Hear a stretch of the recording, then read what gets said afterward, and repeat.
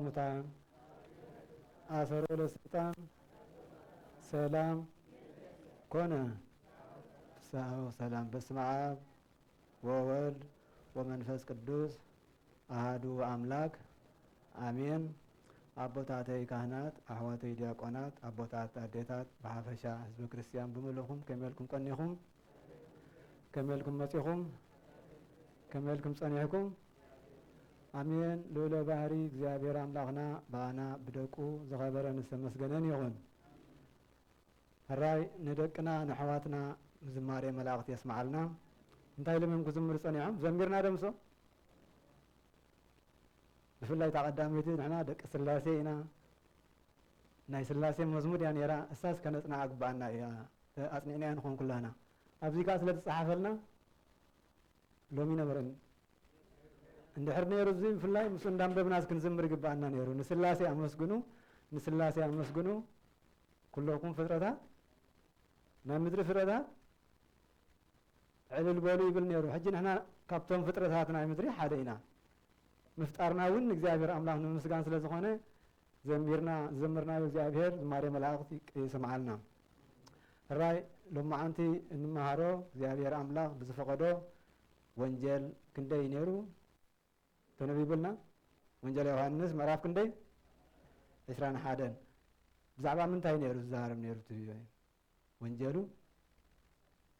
ብዛዕባ ዓሳ ምግፋፍ እዚኣ ዳርጋ ኩላና ንፈልጣ ኢና ቀላል እያ ፅብቕቲ እያ ማለት እዩ። ስለዚ ንእሽተይ ብዛዕባ እዚኣ ክንዛረብ ኢና እሞ ንዓይ ዛረብ ሃንደበት ንዓና ንኩላና እውን እግዚአብሔር አምላክ ቅዱስ መንፈስ ሰሊሉ ይግለጸልና ዘስተውዕሉ ዝብል ቦና ይሃበና። ሕራይ ንምጅማሩ ኣብ መጀመርያ ምዕራፍ 21 ካብ ፍቕሪ 1 ክጅምረ ድሕሪ እዚ ኢየሱስ ንደቂ መዛሙርቱ ኣብ ጥቓ ባሕሪ ጥብርያዶስ ከም ብሓዲስ ተገልጸሎም ክበሃል ክብል ከሎ ቅድም ተገሊጽሎም ማለት ስለ ዝነበረ ይኹም ዝብል ዘሎ ከም ብሓዲስ ትብሉስ ካልኣይ ግዜ ወይ ሳልሳይ ግዜ ኮይኑሎ ማለት እዩ። በዚ ከምዚ እውን ተራእዮም ስምዖን ጴጥሮስ ማንታ ዝብልዎ ቶማስን ናትናኤል በዓል ቃና ናይ ገሊላን ደቂ ዘብዴዎስን ክልተ ካልኦት ከዓ ካብ ደቂ መዛሙርቱን ብሓንሳብ ነበሩ። ሃዋርያት ድሕሪ ትንሳኤ ብሓደ ተጠርኒፎም ኣብ ዝነበሩ ግዜ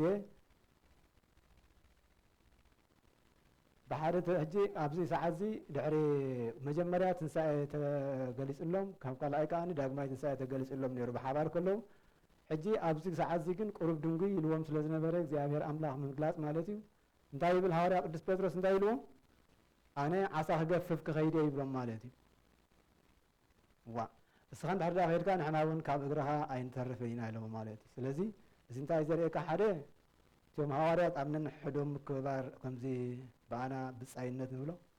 ከምኡ ነይርዎም ምክብባር ምትሕልላይ ኣብ ነንሕዶም ስለ ዝነበሮም ተሓደ እንዳሰርሐ ተሓደ ኮፍ ክብል ስለ ዘይደለዩ ብሓባር ከይዶም እሞ ንሕና እውን ካባኻ ኣይንተርፍን ኢሎሞ ማለት እዩ። ንምንታይ ግን ናብቲ ቅድም እንታይ ነይሩ ስርሖም መብዛሕትኦም ሃዋርያት ዓሳ ምግፋፍ ነይሩ። ንምንታይ ሕጂ እዚ ኩሉ ናብ እግዚኣብሔር ኣምላክ መፅኦም ምስኡ ክንደ ግዜ ተራእይዎምሲ ንምንታይ ዳ ንድሕሪት ተመሊሶም ማለት እዩ። እንታይ ስለ ዝኾነ እዮም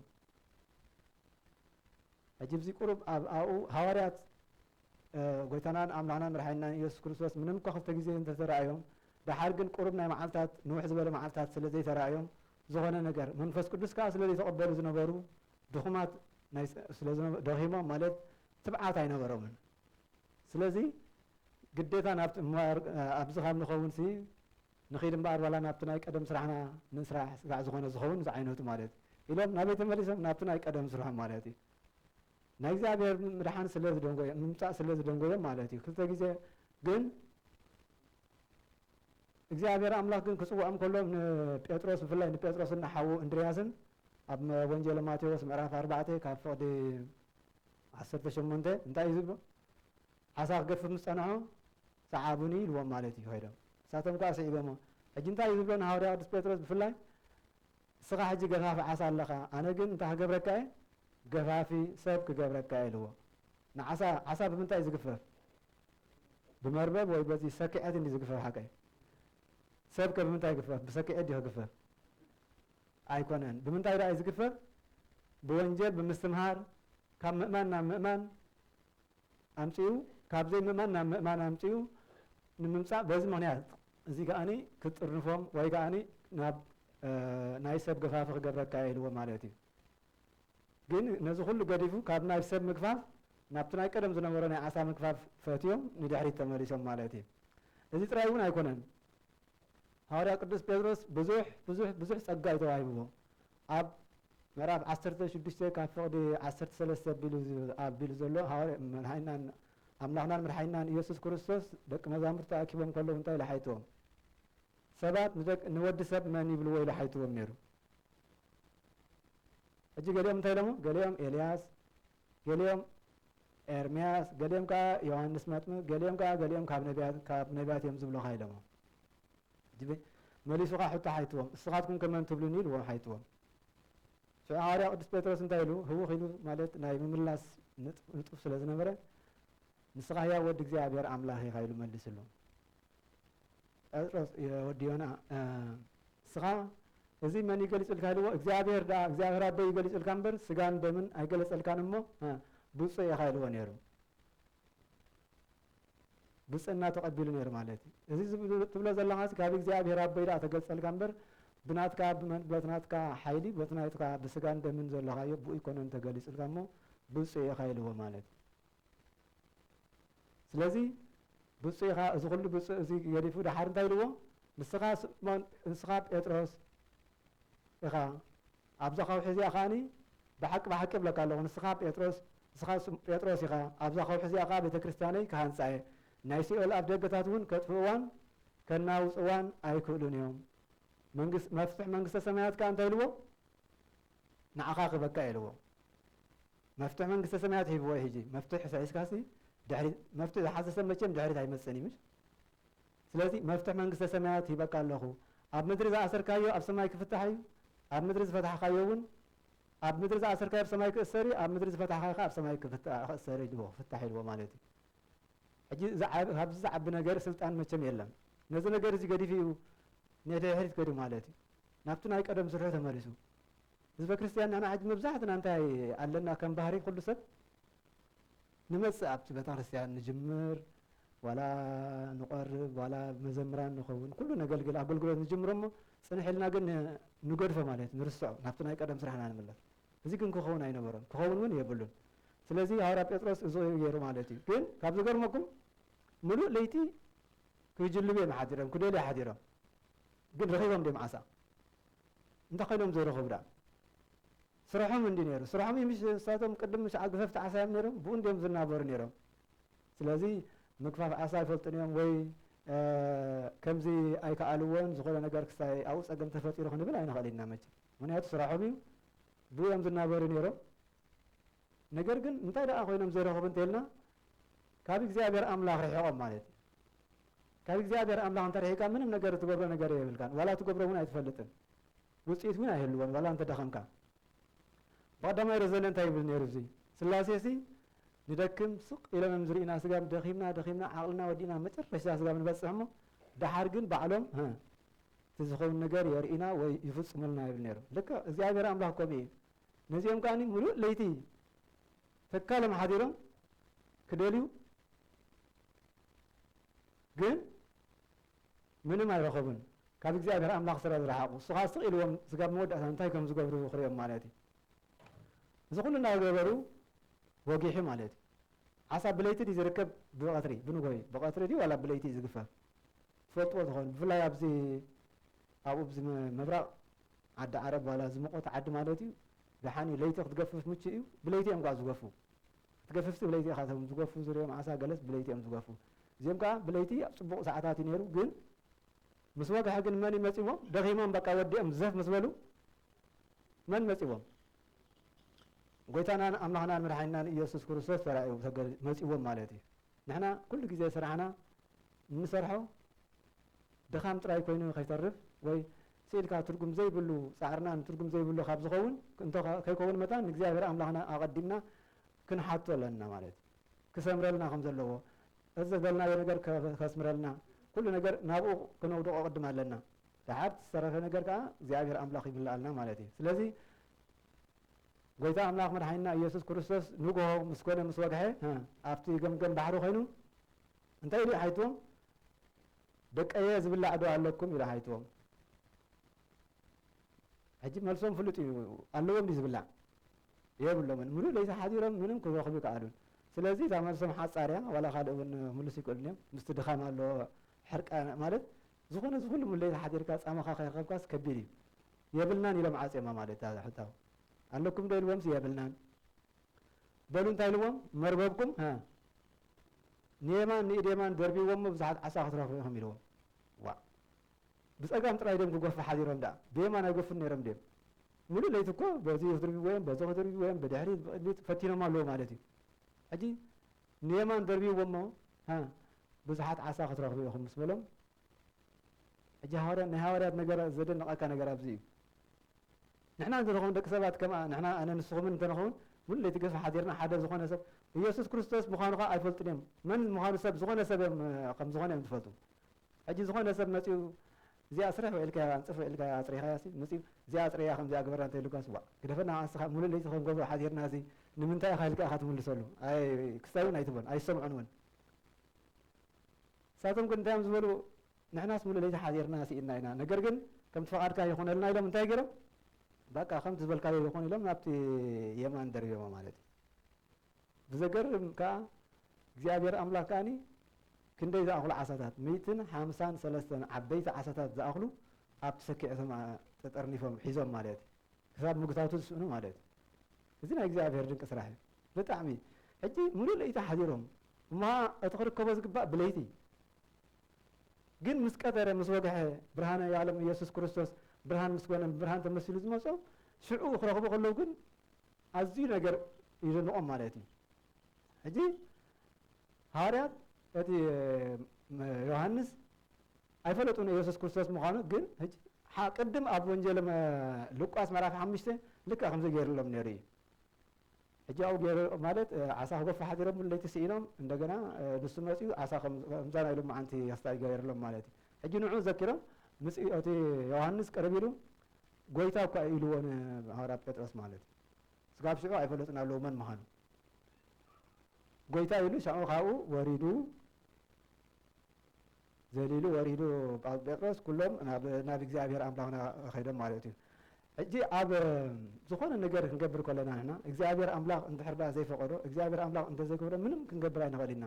ኣብ መዝሙር ዳዊት ምዕራፍ 127 እንታይ ዝብላ ኣሎ እግዚኣብሔር ንቤት እንተዘይሃነፃ ሃነፅቲ ንኸንቱ ይደኽሙ በቃ ምንም ካንፁ ይክእሉን እዮም ማለት እዩ ወይ ከዓ እግዚኣብሔር ንከተማ እንተዘይሓለወ ሓለውቲ ከተማ ብኸንቱ በቃ ንድኸንቱ ይደኽሙ ይነቕሑ ማለት እዩ ክሕልዋስ ኣይክእሉን እዮም ዝኾነ ነገር እግዚኣብሔር እንተዘይገይርዎ እንተዘይሰሚርዎ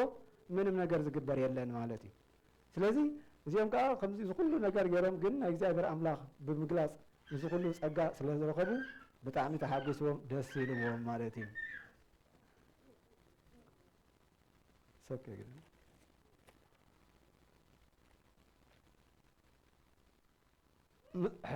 ኣብ መጨረሻ ንሱ እግዚኣብሔር ኣምላኽ ምስ መፅኦም ከምዚ ገይሩ ምስ ሃቦም ብፀጋ የማን ማለት ሕጂ የማን ኩሉ ግዜ የማን ናይ ሰናይ ናይ ፅቡቕ ነገር ናይ መንግስቲ ሰማያት ምሳሌ ክኾን እዩ ኩሉ ግዜ ኣብ ፀሎትና ብናይ ዘወትር ንብሎ ኣብ ይወድስዋ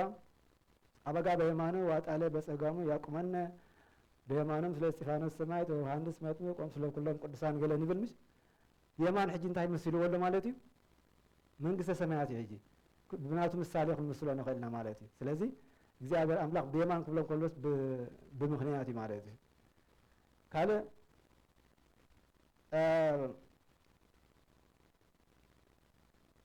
ካብ ባሕሪ ዓሳ ካብቲ ባሕሪ ወዲኦም ደኺሞም ምስ ወፁ ኩሉ ኣብቲ መድሪ ምስ ወረዱ እንታይ ኣዳልዩሎም ፀኒሑ እግዚኣብሔር ኣምላኽና መግቢ ዶ ኣለኩም ኢልዎምሲ ወይ መግቢ ኸ ኣዳልዩሎም ካብ በዚ መጋቢ ባዕሉ ከሎስ መግቢ ኸ ሓቲቱ ማለት እዩ ስለዚ እሱ ሓቲትዎም ኩሉ ዓሳ እቲ ዝረኸብዎ ረኺቦም መፅኦም ምስ ወፁ ኣብቲ ደገ ኣብቲ መሬት ምስ ወረዱ እንታይ ፀኒሕዎም ሓዊ ጥብሲ ዓሳ ጓህሪ ዝመልኦ እንደገና እንጀራ ማለት እዩ ኩሉ ድልው ፀኒሕዎም ናይ ሰማያዊ መግቢ ማለት እዩ እግዚኣብሔር ዘዳለዎ እግዚኣብሔር ኣምላኽ ንዓና መግብና ኩሉ እዮም ዝገይሩ የዳልወልና ካ እዩ ኣይነስተውዕሎ ኢና እምበር ንኩሉ መጋቢ ኣምላኽ ንኩሉ ሰብ ዝምግብ እግዚኣብሔር ኣምላኽ ንዓና ይምግበና እዩ ሕጂ እውን ተመገቡ ይብለና እዩ ቅዱስ ስጉኡን ክቡር ደሙን ኣብዚ መዓልታዊ ካብተን ዝራበን እግዚአብሔር ኣቦታትና ንዝብሉና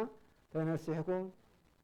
ክትቀርቡ ደሙን ስጉኡን ክትበልዑ ይብሉና ኩሉ ግዜ ካብ ዘይተርፋ ዘረባታት እየን እዚአን ማለት እዩ ስለዚ ንሕና እውን እቲ ዝቐረበልና ምግቢ ክንበልዕ ይግባአና እዩ ተቐሪቡልና ኣሎ ሐዋርያት በሊዖም ዶ ዝተቐረበሎም ምግቢ በሊዖም ዶ ካብቲ ዝቐረበሎም ንሕና እውን ካብቲ ዝተቐረበልና መኣዲ ክንበልዕ ኣለና ማለት እዩ ምንም እንድሕሪ ዘይበልዕ እዚ ኩሉ ብልዑ ተባሂልና እግዚአብሔር ንሕና ኣይንበልዕን እንተልና ካልእ ክስታይ ከይመስል ማለት እዩ ኣረ ኣብ መወዳእታ እዚ ሕጂ ኩሉ እዚ ንገብሮ ፀናሕና ዓሳ ዶ ባሕሪ ለይቲ ምሳሌታት ኣለዎ ኣብ መጽሓፍ ቅዱስና ምሳሌታት ክህልዎ ከሎ ሕጂ እንታይ መጽሓፍ ቅዱስ ኩሉ ዝምስለልና እንታይ እዩ ሙሉእ ለይቲ ሕጂ ሙሉእ ለይቲ ክደልያ ሓዲሮም ኢሉና ለይቲ ብምንታይ ይምሰል ሕጂ ከም ኦሪት ወይ ከዓ ከም ብሉይ ከዓ ሕሰብ እዩ ለይቲ ማለት እዩ ሕጂ ሙሉእ ለይቲ ዝኩሉ ድልይ ሓዲሮም ንምንታይ ዘይረኸቡ እንተልና ኣብ ግዜ ኦሪት ነቢያት ተነቢዮም ምሂሮም ኣስተምሂሮም ፅሒፎም ክንደይ መከራን ሽግርን ረኺቦም ነገር ግን ዘድሓንዎ ሰብ ነይሩ ዲ ወይ ናብ ድሕነት ዘምፅዎ ሰብ ነይሩ ዲ ኣይነበረን ኣይተረኽበን ማለት እዩ ምክንያቱ ድሕነት ብሓደ ጎይታናን ኣምላኽናን መድሓኒናን ኢየሱስ ክርስቶስ ስለ ዝርከብ ማለት እዩ ስለዚ ለይቲ ብከምኡ ይምስሎ እዩ መርበብ ከምንታይ እዩ መርበብ እንታይ ናይ ዓሳ መጠርነፊ ምስ እቲ ሰኪዐት ማለት እዩ ወ ሰኪዐት ሕጂ መርበብ ከዓኒ ሰኪዐት እዩ ሰኪዐት ከዓ ብምንታይ ይምስል ወንጀል ህዝበ ክርስቲያን ወይ ሰብ ብምንታይ ዝጅለም ማለት እዩ ወይ በቲ ዝበልና አንታይ ማለት እዩ ብወንጀል ብምስትምሃር ስሒብካ ካብ ዘይ ምእማን ናብ ምእማን ተምፅኦ ናብ ቅዱስ ቤተ ክርስቲያን ካ ተምፅኦ ማለት እዩ ነዚ ነገር እዚ ከዓኒ ወንጀል ከዓ እቲ መርበብ ከዓ ከም ወንጀል ምስሎ ማለት እዩ ምክንያቱ ዓሳ ብመርበብ ከም ዝግፈፍ ወንጀል ህዝበ ክርስቲያን ወይ ሰባት ደቂ ሰባት ከዓኒ ብወንጀል ብኣስተምህሮ ናብ ቤተ ክርስቲያንና ንጅለብ ናብ ተሓቋፊትና ዝኾነት ቤተ ክርስቲያንና ማለት እዩ ካልእ ባሕሪ ካብ ምንታይ ድምስል ባሕሪ ቸም ኣብ ኣይና ንነብር ዘለና እዛ ዓለም እዚኣ እያ ማለት እዩ ባሕሪ ከም ትምስላ ባሕሪ እዛ ዓለም እዚኣ እያ ትኾን ዘላ እዛ ዓለም እዚኣ እንድሕሪ እንዳወሰደት እንታይ ዝበሃል ምስላ ዘሎ ውሕጅ እንዳሰሓቐ ወስደካ እዛ ዓለም እዚኣ ኸዓኒ እንዳወሰደት ተእትወካ ማለት እዩ እንድሕሪ ኣብቲ ውፅም ክትወፃሉ ዘይትኽእል ዓዘቕቲ ጭቃ ኣብኡ ምሳኣተኻ ዋላ ክትወፅእ ዘለኻ ኣይትኽእልን ኢኻ ማለት እዩ ስለዚ እግዚአብሔር ኣምላኽ ካብዚ ጭቃ እዚ እግዚአብሔር ኣምላኽ ካብዚ ባሕሪ እዚ ከውፃና እንተኮይኑ ብፀሎት ተጊህና ለይትን ቀትርን ከይደኸምና እግዚአብሔር ኣምላኽ ክንልምኖ ኣለና ማለት እዩ ከምቲ ዓንተበይ ዝበልናዮ እሞኸ ጀሚርና ጥራይ ዘይኮንና እውን ክንፍፅም ክንክእል ኣለና ማለት እዩ እንታይ ዝበሃል ዘረባ ካብ ጀመርቲ ፈፃሚ ግበረኒ እዩ ጀሚርካ ንምግዳፍ ኣያድሕነናን እዩ ኣያድሕንን እዩ ድሓር መፂኻ እንተፈፂምካ ግን ድሒንካ ኣለኻ ማለት እዩ ስለዚ ከፈፅመና እግዚአብሔር ኣምላኽ ኩሉ ግዜ ኣብቲ ጸሎት እንገብሮ ልማኖና ክንሓቶ ኣለና ማለት እዩ ኩሉ እንተዘይሰሚርዎ ምንም ነገር ዝግበር ነገር የለን ማለት እዩ ካልእ 150 ዓሳ እቶም ዓሳ እንታይ ምትምሰሉ 150 ዓሳ ከዓ 153 እዮም ረኺቦም ኣይኮነ እቶም 150 ከም ህዝበ ክርስቲያን ከማና ማለት እዩ ተኣኪብና ኣብዛ ቅዱስ ቤተ ክርስቲያን ዘለና ሕጂ ፃዕዳ ክዳን ተኸዲና ኩሉ ዝግባአና ቅዱስ ቁርባንና ወሲድና እቶም ዘይወሰድና እውን ይወስደና እግዚአብሔር ኣብ ዝቕፅል ሕጂ ከምዚ ጌርና ጠርኒፋ ዘላ ብኸምኡ ከዓ ትምሰል ማለት እዩ ስለዚ ዓሳ ከማና ከም ምእመናን ይምሰል እቶም 150 እተን ሰለስተ ከዓ ከም ቅዱስ ስላሴ ይምስሎም ማለት እዩ መፅሓፍ ቅዱስና ኣቦታትና ከም ዝገለፅዎ ሕጂ ኩሉ ነገር እዚ ዝግበር ዘሎ እግዚአብሔር ኣምላኽ ከምዚ ንሃዋርያት ገሊፁ ንሃዋርያት ተገሊፁ እቲ ዝፀዓርዎ ፃዕሪ ከም ዘስመረሎም ወይ ድማ ከምቲ ዘስመረሎም ንዓና እውን ኩሉ ግዜ ንፅዕር ኢና ንፅዕር ንጎይ ንሃልኽ ግን እግዚአብሔር ኣምላኽ እንተዘይተሓዊስዎ ከምቱ ድኻም ኮይኑ ከይተርፍ እግዚአብሔር ኣምላኽ ከስምረልና ብልማኖ ክንሓቶ ይግባአና እዩ ማለት እዩ መጀመርያ እግዚአብሔር ከነቐድም ኣለና ማለት እዩ ዝኾነ ነገር ትገብር ከለኻ ከም እግዚአብሔር ፈቃድ ክትብል ኣለካ ስኢልካ እዚኣ ገብራ ኢልካ መቸም ጉልበትካ ዝግበር ነገር የለን ከም እግዚአብሔር ፈቃድ እንድሕር ወሲኽናላ ግን እግዚአብሔር አምላክ የስምረልና እዩ ምንም ብዘይ ጥርጥር ከም ኢልና እንድሕር ክሳይ ጌርና እግዚአብሔር አምላክ ከም ዘስምራ ፍልጥ እያ ንሕና ካብkom ኢልና እግዚአብሔር አምላክ ከስምረልና ኩሉ ድኻምናን ፃዕርናን ናብ ዓወት ከብፅሓና እግዚአብሔር አምላክ ቅዱስ ፈቃዱ ይኹነልና ሕጂ ኣብ መወዳእታ ኣየንውሕን ወላ እውን ሓፃር እየ ዝገብር ኣብ መጀመርያ እንታይ ና ተዛሪብና ሄድና ክርስቶስ ተንሥአ እሙታን ብዓብዪ ሃይለ ወስልጣን ኣሰሮ ለሰይጣን ሰይጣን ተኣሲሩ እዩ ሓንሳብና ሓዋሩን እግዚአብሔር አምላኽና ሓንሳብና ሓዋሩን ማእሰረ ሞት ፈቲሕልና እዩ ካብ ማእሰረ ሞት ኣውፂና እዩ ሰይጣን ኣሲሩልና እዩ ነገር ግን ክመፃና ይኽእል ሕጂ ሓጢአት ባዕልና ንገብሮ ባዕልና ዓዲምና እንተምፂና ባዕልና ክንገብሮ ንኽእል ማለት እዩ እግዚአብሔር አምላክ ነፃ ኣውፂና እኳ እዩ ንሕና ግን ኣብቲ ነፃ ክንነብር ዘይደሊና ምርጫና እዩ ማለት እዩ ኢድካ ብውዒ ማይ ቀሪብ ዝሑልን ውዒን ይቕርበልካ ኣብ ዝፈተኻዮ ካተእቱ ኢድካ ስለዚ እግዚአብሔር አምላክ ነፃ ኣውፂና እዩ ንሕና እውን ነፃ ኮይና ንክንነብር እግዚአብሔር አምላክ ከምቲ ናፅነት ዝሃበና በቲ ናፅነት ዝሃበና በቲ ነፃ ተመላሊስና ናቱ ቤቱ ኣብ ቤቱ ነቢርና ቅዱስ ስጉኡን ደሙን ብንስሓ ተሓፂብና ብፍቕሪ ተመላሊስና ስጉኡን ደሙን ተቐብልና ናቱ ወረስቲ ክገብረና እግዚአብሔር አምላክ ቅዱስ ፈቃዱ ይኹነልና ዝመሃረና ዝገሰፀና አምላክ ኣቦታትና ክብርን ምስጋናን ንዕኡ ይኹኖ ወስብሐት ለእግዚአብሔር ወለወላዲቱ ድንግል ወለመስቀሉ ክቡር አሜን